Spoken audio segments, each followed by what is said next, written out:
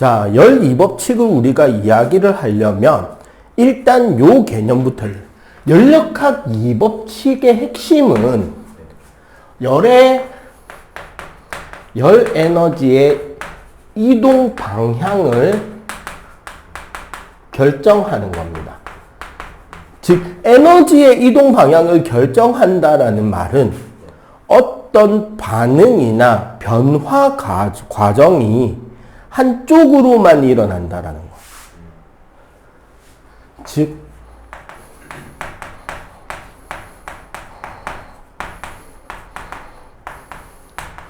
변화. 그러니까 물리학이라면 변화라고 이야기하는 게 자연스러울 거고 화학이라면 반응이라고 이야기하는 게 자연스럽겠지. 그 변화나 반응이 일어나게 되는데 그 반응이 어느 쪽이냐에 대한 이야기를 하는 게 열역학 이법칙이다라는 거예요. 자, 그러면 여기서 이제 우리가 이야기해야 될 거. 가역, 비가역. 말 그대로 이제 대놓고 영어를 그대로 한자로 옮겼다. 리버서블, 논 리버서블. 돌아올 수 있다. 그거 안 된다.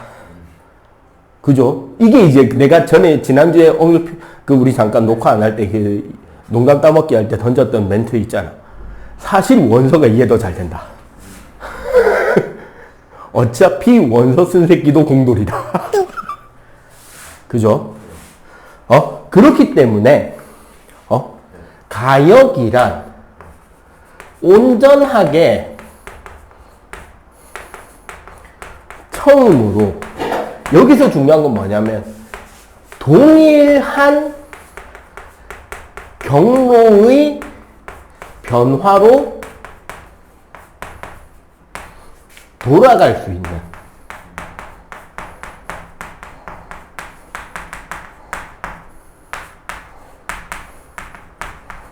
돌아갈 수 있느냐 없느냐가 가역이다 비가역이다를 결정한다는 거지. 그 사실 요 부분이 우리가 역학적 에너지 이야기할 때 살짝 언급이 됐던 내용과 연결이 돼요. 보존력, 비보존력. 그지?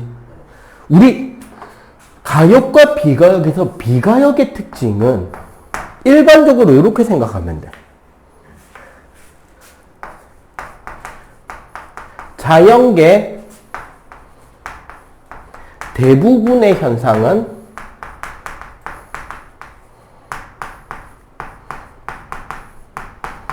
비가역입니다. 즉 비가역이라는 말 자체가 뭐다? 방향성이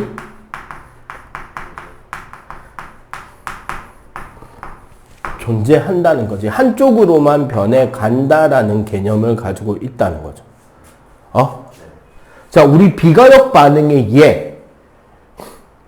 일기압과 진공인 두 직기병의 밸브를 풀면 딱 0.5기압씩 섞이죠. 이게 가역 과정이라면 말 그대로 다시 어떻게 해도 돼야 된다? 한쪽이 진공이 돼버리고 한쪽으로 기체가 다시 쏠리기도 해야 된다는 거예요. 일어날 수가 없죠. 진자의 운동은 공기 중에서 우리가 진자를 놓으면 우리가 중등 때부터 통합과학을 거쳐 물원 과정에서 마찰, 저항 등이 없다라고 가정할 땐 정확하게 위치 에너지와 운동 에너지의 전환으로 원 위치까지 돌아올 것이라고 상상을 하지만 실제로는 감쇄 진동을 통해서 점점점 흔들리다가 멈추죠. 맞지? 왜? 이게 진동하는 동안 공기의 저항 등으로 인해서 열 에너지의 전환이 되고 그렇게 빠져나가는 에너지들 때문에 멈추잖아. 그 다음에 열의 이동, 확산 이런 것들이 전부 다 뭐다? 결국은 비가역 과정의 예시가 된다는 거예요. 이런 비가역적으로 방향성이 존재하는데 이 방향성을 어떻게 해석할 거냐에 대한 논의가 연력학 2법칙의 시작으로 옵니다. 즉 뭐다? 연력학 2법칙은 한쪽으로만 그 반응성이 일어난다. 근데 그게 어떻게? 에너지 보존 법칙을 위배되지 않아도 돌아갈 수가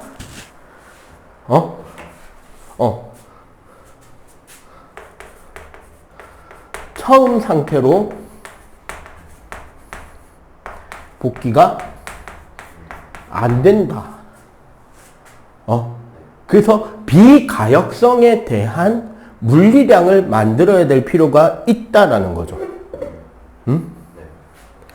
그래서 이 비가역성에 대한 물리량의 표현을 해보자라는 게 바로 엔트로피에 대한 개념이었어요.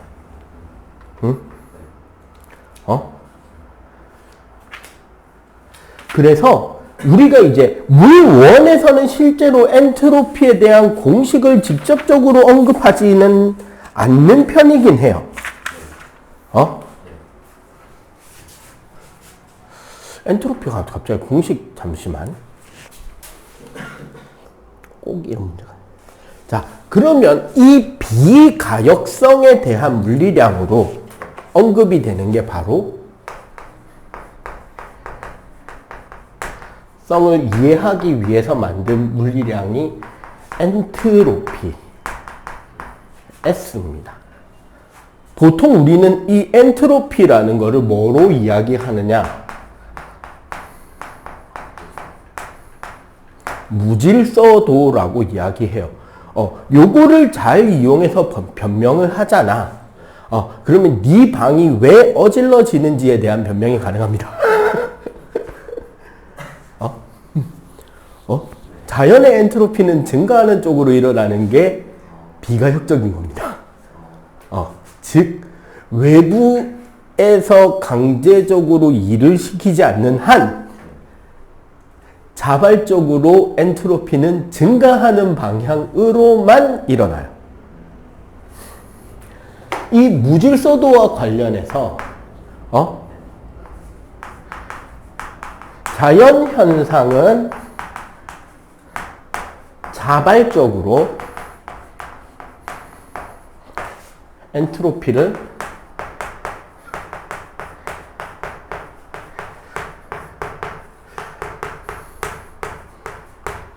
증가하는 쪽으로만 일어난다. 이게 이제 엔트로피에 대한 개념인데 두 명의 학자가 각자 이야기를 합니다. 첫 번째가 클라우지우스. 이 사람은 열 에너지, 열을 중심으로 엔트로피를 해석했는데 어떤 특징이 있냐면 클라우지우스는 엔트로피 자체를 정확하게 계산할 수는 없다. 대신에 그 엔트로피의 변화량은 해당 온도에서의 열에너지 출입으로 설명할 수 있다라고 이야기를 해요. 고립계 기준에서 해당 온도 열에너지 출입이고 얘는 항상 어떻게 그 총합계 고립계 내의 모든 엔트로피 총합이 어떻게 되는 쪽으로 증가하는 쪽으로 일어나는 것이 자발적 반응이다. 그리고 참고로 여기 온도는 당연히 연력학적 온도니까 절대 온도겠죠. 내가 이제 인강에서 한 번씩 이제 강의를 참고하는 그 탈북자 출신의 교수가 한 명 있어요. EBS 강의를 했던. 인강에 있습니다. 그 양반 거 찾아보면. 이 양반은 이 부분에 대해서 뭐를 했냐면 이런 이야기를 합니다. 자, 여기가 이제 고온이고 여기가 저온이다. 그러니까 얘는 졸라 부자고 얘는 졸라 가난한 사람이다 라고 칠 때 부자가 가진 돈과 가난한 사람이 가진 돈은 같은 금액이라도 그 사람이 느끼는 돈의 가치는 다르다. 돈의 가치나 돈의 효용성은 다르다는 거지. 예를 들어서 지금 현재 전 세계에 가장 돈 많은 사람 중에 하나로 뽑을 만한 사람이 누가 있을까? 앨런 머스크?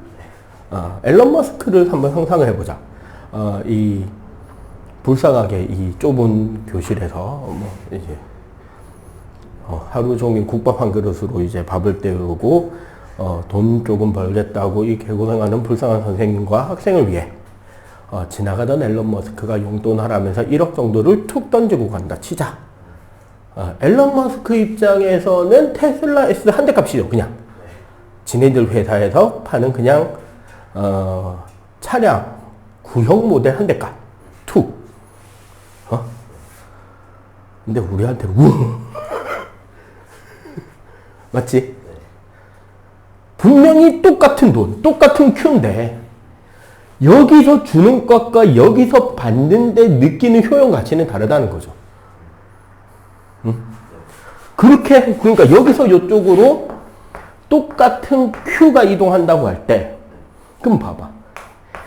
T 핫의 마이너스 Q와 T 콜드에 대한 플러스 Q의 합은 0보다 커진다는 거죠. 맞지? 즉 여기서 이쪽으로 열이 가는 것이 엔트로피를 증가시키는 자발적 반응이고 자본은 이렇게 흘러가야 자연스러운 것이다라는 소위 이제 우리가 말하는 낙수 효과 이론? 경제학적인 그런 거를 엔트로피로 설명하니 약간 좀 사상이 좀 골 때린 그런 이 양반이 요새는 완전 극보수 유튜브에 좀 나오시더라고. 저희도 강의를 안 하고. 어쨌거나 그건 재밌는 양반이 하나 있어요. 이제 그거는 이제 접어놓고 이런 식으로 설명하면 이 전체의 결국 엔트로피는 0보다 크다. 그럼 여기서 여기로 가는 게 자발적 변화고 저온에서 고온으로 열이 가는 거는 엔트로피를 감소시키게 되죠. 그럼 비자발적 변화인 거지. 즉 열은 항상 고온에서 저온으로 가는 것이 엔트로피를 증가시키니까 자발적 변화라는 개념으로 설명할 수 있다가 클라우지우스가 말하는 엔트로피 변화. 이해가 되죠?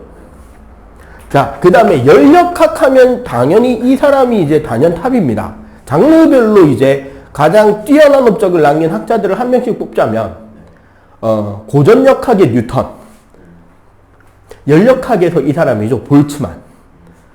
그다음에 전자기학의 맥스웰 방정식을 해서 전기장, 자기장, 통합 방정식을 세우죠. 나중에 볼츠만 상수. 그치, 볼츠만 상수가 나오는 그 화투, 물투가 연결이 돼요. 그래서 PV = nRT가 NKBT로 가거든. 같은 공식이 돼요. 그래서 그리고 이제 파동광학의 하이언스 이렇게 이제 단연탑으로 선생님은 생각하는데 학자들마다 다를 수 있겠죠. 그 볼츠만은 좀 다른 식으로 이야기를 하는데 나는 감히 말하겠는데 난 엔트로피를 정의할 수 있다. 엔트로피는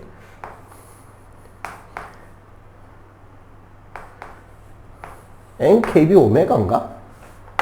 그러니까 일종의 확률이라는 개념으로 그 열에너지가 열에너지가 존재할 수 있는 잠시 공식 한 번만 더 확인해 볼게. 자, 볼츠만은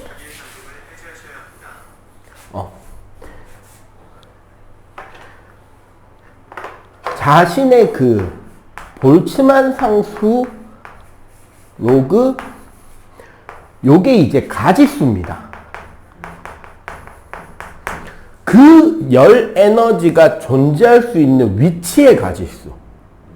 그러니까 그 상황이 일어날 수 있는 총 종류 가지수의 형태로 결국 상황적으로 제일 많이 일어날 수 있는 상황으로 확률이 높은 쪽으로 상황이 변해간다라고 하는 요런 가지수, 확률적 개념으로 엔트로피를 정해요. 그래서 엔트로피가 커지는 쪽으로 간다라는 설명을 하는데 이제 무슨 개념이나 이런 거야. 이제 볼츠만의 엔트로피를 설명하자면 약간 이런 식의 개념을 설명하면 좋아. 여기 가운데 구멍이 뚫려 있고요. 이 안에 예를 들어 1번 공부터 6번 공까지 번호가 적혀 있는 공 6개를 집어넣고 막 통을 흔들다가 딱 세웠다 그래. 그러면 공의 개수가 6대 0인 거는 몇 가지죠? 한 가지가 나오겠죠. 맞지? 5대 1인 가지수는 6가지죠. 6개에서 하나 고르기인데 지금 이 사람이 지금 6가지죠. 4개, 2개일 가지수는 그쵸, 15가지죠. 이거 6시에 2죠. 3대 3은 20가지.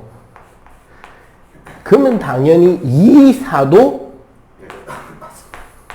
그 다음에 당연히 6가지, 1가지 이렇게 줄어가겠지. 그러면 결국 이 실험을 점점 반복하면 반복할수록 3대 3의 확률이 제일 크죠. 확률적으로. 어떻게 될진 모르지만 결국 어디로 간다? 3대 3. 골고루 양쪽에 입자가 배열되는 확률이 제일 크다는 거지. 그럼 봐봐. 지금은 방 2개에 달랑 공 6개잖아. 방의 개수가 점점 많아지고 공의 개수가 점점 많아지면 결국은 각 공은 각 방에 최대한 같은 개수로 골고루 흩어지는 확률이 가장 높죠. 어느 공이 어디에 갈지는 모르지만 모든 공이 각자 골고루 흩어질 확률이 제일 높다는 거지. 그게 가장 무질서한 상태이죠. 어떻게 보면 우리가 생각할 때 가장 균형 잡힌 상태지만 가장 무질서한 상태인 거기도 하죠. 이해가 돼요? 즉 자발적으로 일어나는 모든 반응은 비가역적, 즉 일어나는 방향이 있고 그 과정에서 열은 항상 고온에서 저온으로만 가고 그래서 엔트로피가 증가하는 쪽으로 가게 되면 열은 항상 흩어지는 쪽으로 가게. 그리고 저기에 보면 열 효율이 100%인 열기관은 만들 수 없다라고 되어 있는데 5번에 저기 93쪽 책에 보면 열역학 이법칙의 다양한 표현이 있잖아. 그러니까 엔트로피와 열역학 이법칙 내용에 보면 분자 배열의 무질서도이고 점점 무질서한 배열로 가고 미시적 상태의 경우의 수다. 이게 전부 다 볼츠만의 해석을 이제 말로 풀어놓은 거죠. 열 에너지에 대한 설명이 클라우지우스의 식이었던 거고 맨 위에 무질서도의 입자적 개념이 볼츠만의 해석인 거예요. 이걸 그냥 식으로 정리해 놓은 거죠. 그리고 다양한 표현에서 5번 열 효율이 100%인 열기관을 만들 수 없다라는 건 요 다음 페이지 카르노 기관에 대한 해석을 봐야 됩니다. 그러면 카르노 기관에 대해서 보도록 할게요. 우리 지난주에 열기관 이야기를 살짝 했었는데 살짝만 이야기를 다시 한번 해봅시다. 자, 기관이라는 것은 에너지를 통해서 일을 끄집어낼 수 있는 걸 기관이라 그러고 열기관이면 당연히 열 에너지로 일을 끄집어낼 수 있는 게 열기관이죠. 그러니까 쉽게 말하면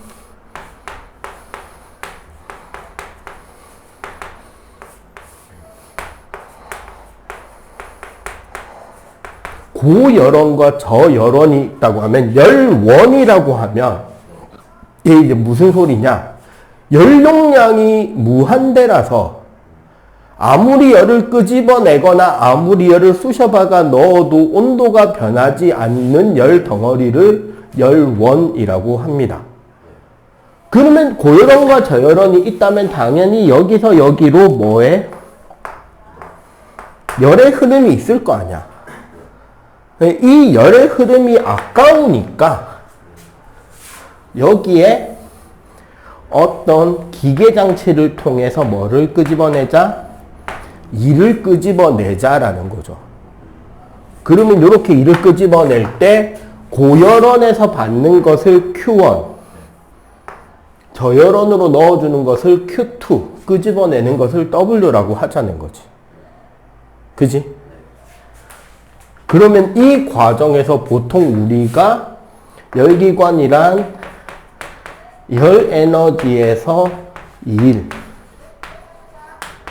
끄집어내는 거고, 그래서 효율이라는 것은 결국 Q1분의 W를 이야기를 하는 거였다. 그죠? 그리고 이 과정은 사실 생각해보면 우리 PV 그래프에서 여기서 1로 가는 게 흡열 플러스 W가 0보다 큰 과정. 그 다음에 색깔을 바꿔서 여기서 여기로 가는 게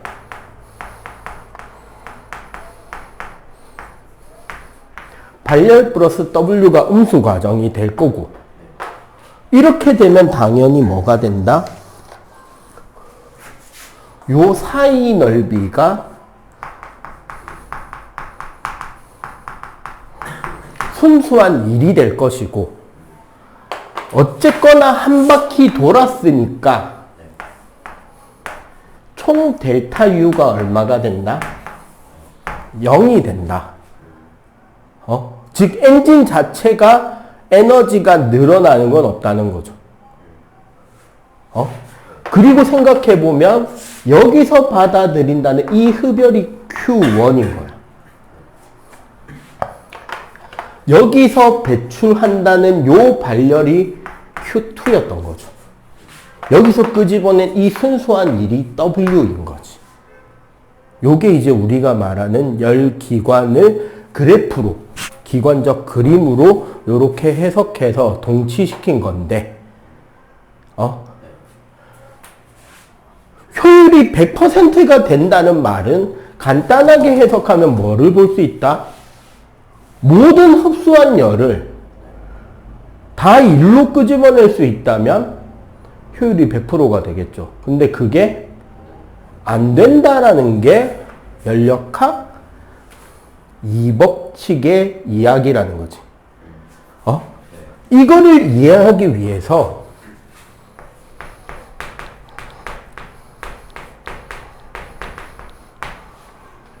카르노라는 과학자가요, 어떤 아이디어를 냈냐면, 온전히 가역 반응으로만 일어날 수 있는 기관을 이상적으로 상상해냅니다. 내가 전에도 한번 지나가다가 이야기를 했는지 모르겠는데, 이상적이다의 동의어는 그딴 거 없다입니다. 자주 이야기를 합니다. 이상적이다의 동의어는 그딴 거 없다예요. 카르노 기관은 아주 이상적인 열기관을 목표로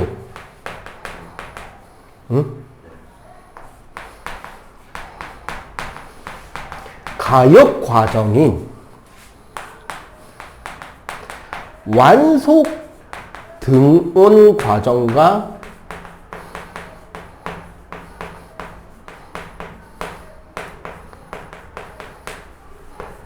완속 등온과 완속 단열 변화로만 구동되는 기관을 생각해요. 여기서 완속이 아니면 사실 가역이 안 되거든.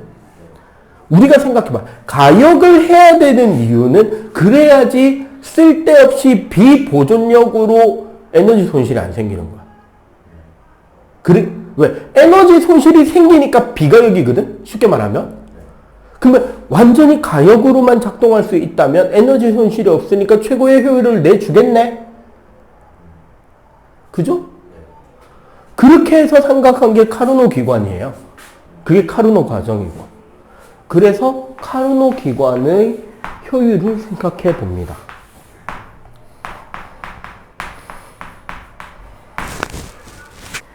바로 자 여기서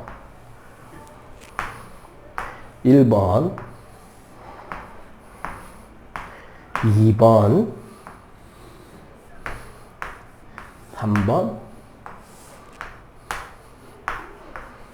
4번 과정으로 도는 요 과정 했을 때 얘가 W가 되는 과정이 카르노 과정인데 자 여기서 요걸 한번 생각해 보세요. 여기서 가역 과정이기 때문에 뭐가 나오냐면요. 토탈 델타 S가 얼마가 나와야 된다? 0이 나와야 돼. 토탈 델타 S가 0이야.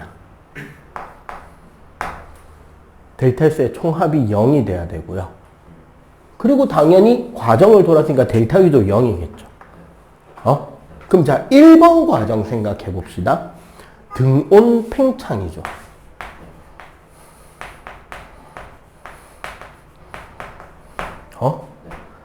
등온 팽창이라는 것은 기본적으로 보세요. Q가 W가 되죠. 그리고 델타 U는 0이 되고, 그지? 받은 열은 온전히 2를 했고 델타 U가 0이 되죠.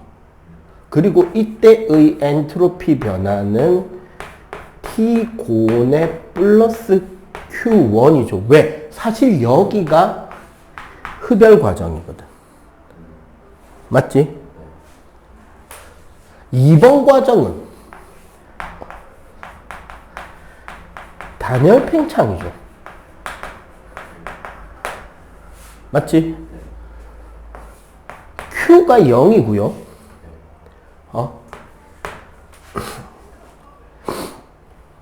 여기서 자, 마이너스 델타 U는 W2로 가고, 그러니까 사실 여기서 W1은 요 범위를 말하는 거고, 여기서 이제 W2는 요 범위 요 밑에까지를 말하는 거예요. 그리고 여기서는 당연히 Q가 0이니까 델타 S는 저절로 0이 됩니다. 자, 3번 등은 압축이 되고요. 압축이니까 마이너스 Q는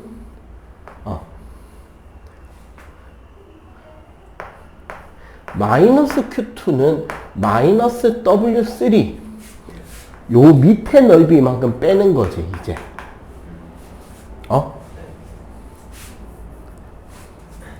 그리고 여기의 델타 U도 0이죠. 등온이니까. 그리고 여기의 엔트로피 변화는 T 저온에서 마이너스 Q2가 됩니다. 맞죠? 네 번째.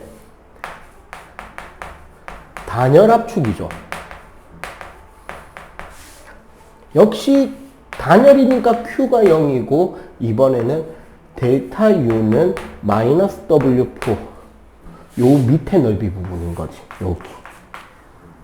예, 여기가 W4 여기가 W3 이해가 되죠? 그렇게 해서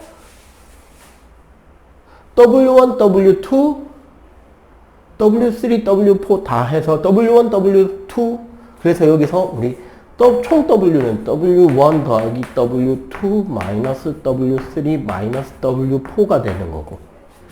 맞지? 그리고 무엇보다도 여기 델타 S는 0이 됩니다. 자, 요거 보세요. 응? 여기서 T 고분의 플러스 Q1 마이너스 T 저분의 여기 마이너스 넣었으니까 Q2잖아. 이게 얼마다? 0이죠. 그러면 어떻게 보도 된다? T 고분의 Q1은 T 저분의 Q2가 되지. 요 둘이 자리 바꿔도 되나요? 되지? 그럼 요 둘이 자리 바꾸면 어떻게 돼? Q1분의 Q2는 T 고분의 T 저가 되죠. 응? 얘를 어디다가 대입하느냐? 효율식에다가 때려박는 거야. 효율식에다 때려박으면 카르노 효율은 자 봐봐. 원래 Q1분의 W라서 1 마이너스 Q1분의 Q2였던 게 1 마이너스 T 고분의 T 저로 가요. 자, 얘가 1이 되기 위한 조건은? 얘가 1이 되기 위한 조건. 효율 100%가 되기 위한 조건. T9가 무한대로 가버리든지 T저가 0켈빈이 떠야 되죠. 근데 0켈빈이 뜰 수 있나? 역학적으로? 역학적으로 0켈빈은 못 뜹니다. 왜? 0켈빈에 도달하기 위해서 우리에게 필요한 건 0켈빈보다 낮은 온도예요. 맞잖아. 10평형으로 가야 되니까. 근데 말이 안 되잖아. 0켈빈보다 낮은 온도라니. 그래서 0켈빈 자체가 존재하지 않아요. 그러면 고열원이 무한대가 돼야 돼. 지금 여기 T고 T저가 무슨 소리냐면 얘가 T고고 얘가 T저잖아.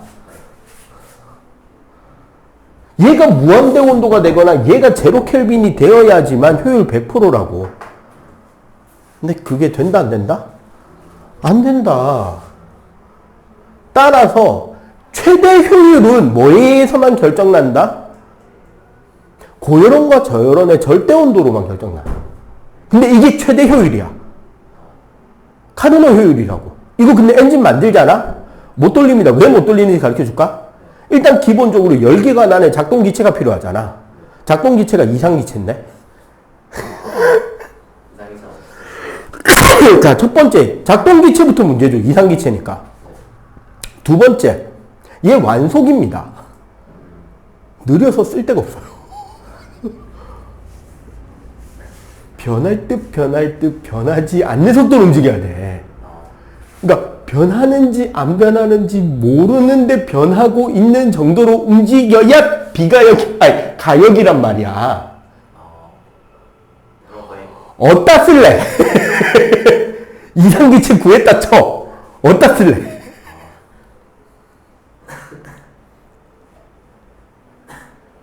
답답해서 못 씁니다. 그래서 내가 아까 이야기했죠. 이상적이다의 동의어 뭐라고? 그딴 거 봐.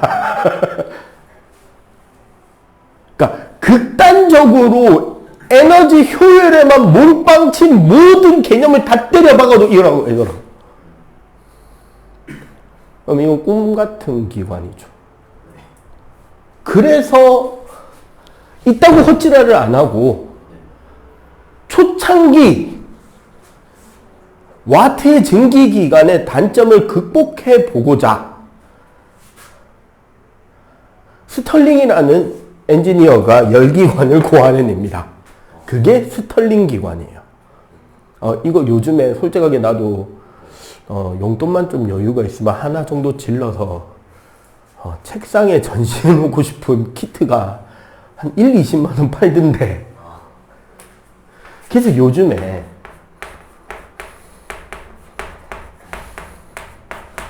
스털링 기관이라고 하는 외연기관이 있습니다. 얘는 지금 뭐냐면 94쪽에 순환과정과 내부 에너지라고 나오는 저 그래프 있죠. 너 저거는 왜 저 그래프에 갖다 놨는지 모르겠는데 등적 플러스 등온 과정으로 작동되는 기관이고요. 유튜브에 보면 의외로 저거는 구조가 간단하고 의외로 그 20만원짜리 키트가 아닌 그 콜라캔 자르고 구리시드 떡칠해서 직접 만드는 또라이 덕후들이 있습니다. 그리고 그렇게 만든 것조차 이상기체가 아닌 그냥 생짜 공기 넣은 것조차 잘 돌아간다는 게 재미있어요. 등적 등온으로 움직이게 하는 스털링 기관이 있습니다. 그럼 얘는 그래프가 이제 이렇게 나오겠죠.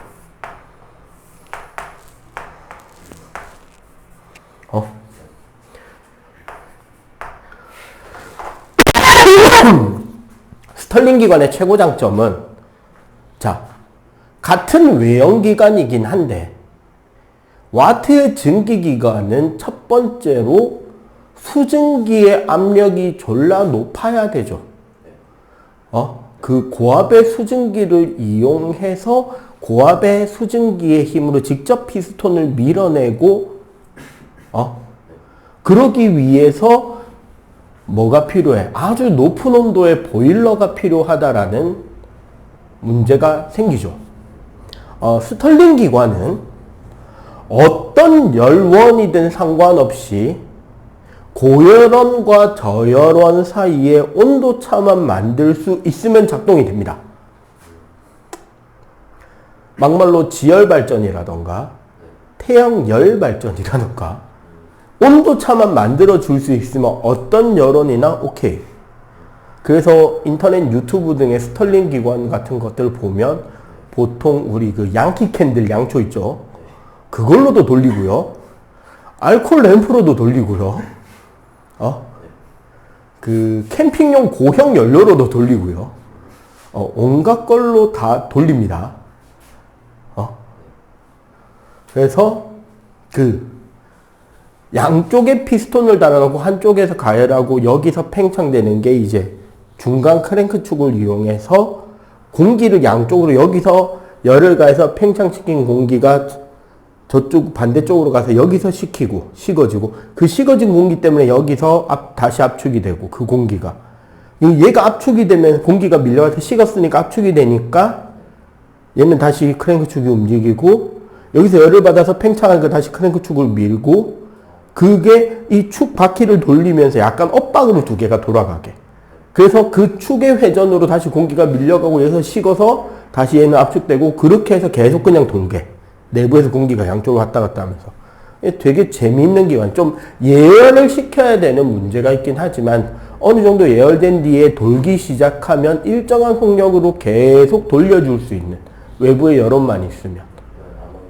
그러니까 그 열을 계속 가해줄 수만 있으면 계속 꾸준하게 돌려주는 재밌는 장치가 있어요.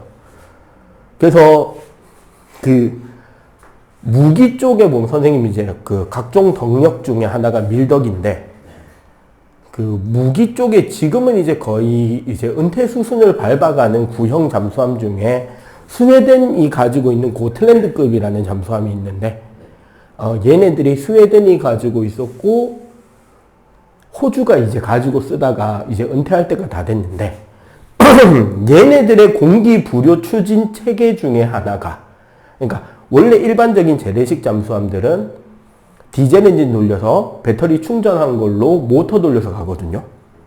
그러니까 물 위에서 디젤 엔진 열라 돌려서 배터리 충전하고 공기 흡입구 땡겨서 이제 뱃속에 집어넣은 뒤에 그 충전해 놓은 배터리만 갖고 이제 모터 돌려서 잠수한단 말이야. 근데 배터리에 한계가 있잖아. 그럼 비상용 보조 전력으로 부동력 장치를 하나 정도씩 더 가지고 있는 게 이제 2000년대 넘어오면서 일종의 트렌드처럼 하나씩 가지고 있었는데 뭐 폐회로 디젤 기관 가지고 있었던 나라도 있고 그 다음에 스웨덴 같은 경우 이 스털링 기관을 하나 더 넣었고 단점은 좀 시끄러워요. 우리나라랑 독일 같은 경우는 뭘 가지고 보조 기관을 썼냐면 연료전지 쓰고 있습니다. 수소 연료전지. 네, 제일 조용하고 제일 효율이 좋긴 해요. 그래서 지금 요즘에 우리나라가 그 재래식 잠수함 중에 이제 제일 잘 나가는 나라 중에 하나가 됐죠. 네. 뭐 그런 식으로 이제 다양한 기관들이 나오고 있다. 자, 이 이야기가 나온 뒤에 맨 밑에 보면 이제 여담으로 연구기관 이야기가 나옵니다. 그죠? 연구기관은 이렇게 이해하시면 돼요. 아직도 연구기관이 작동된다라고 믿는 사람이 있으면 그 새끼는 연구다.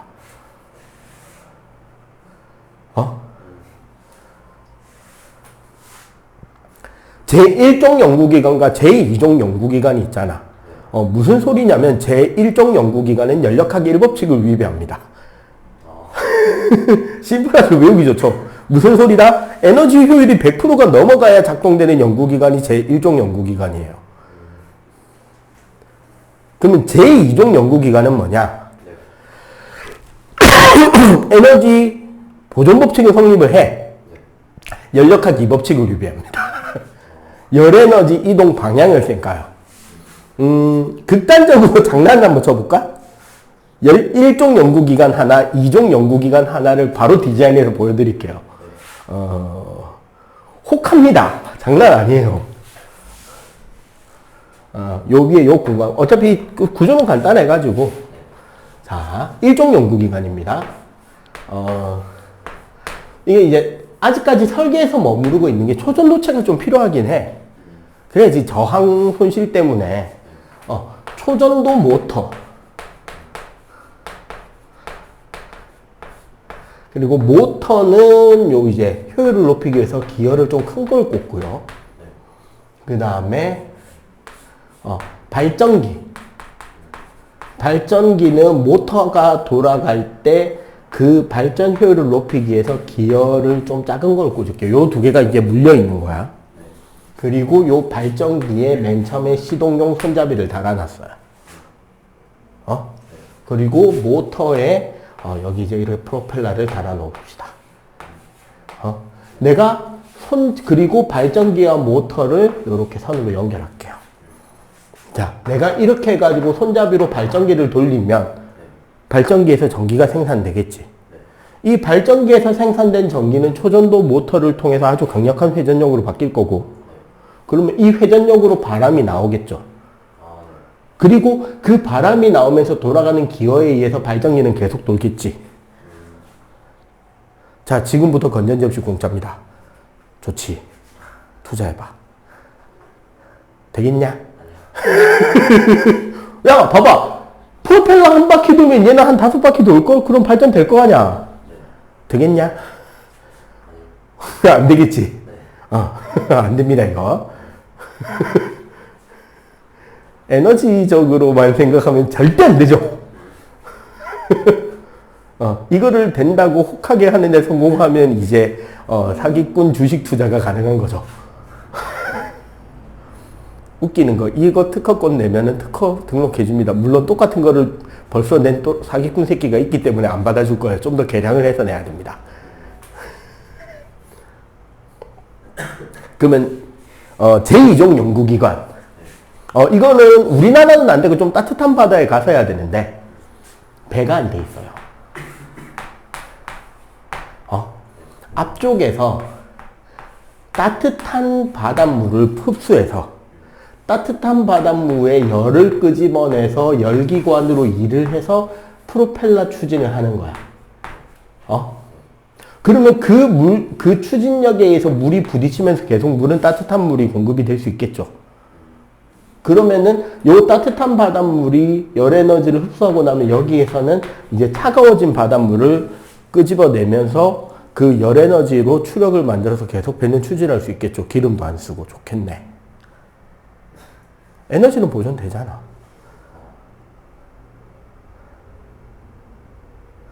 솔깃한데 될 리가 없지, 이거도.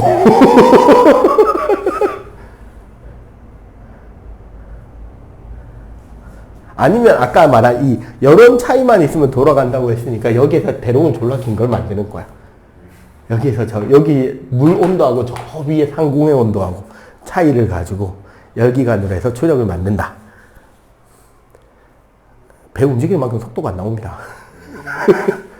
무슨 지랄을 해도 안 나요. 짝대기를 졸라 심해로 넣어서 안 나옵니다. 출력 안 나와요. 그렇게 해도 안 나와요. 왜? 아까 이야기했잖아요. 이거 절대온도 기준이라고. 출력 안 나와요. 그래서 안 됩니다. 실제 이야기 하나 해줄까요?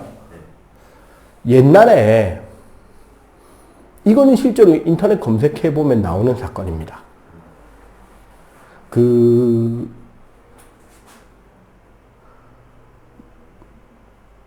2000년 초반 이명박 씨가 서울시장이던 때 아하에너지라고 하는 어떤 사기꾼 에너지 발전기를 만드는 회사가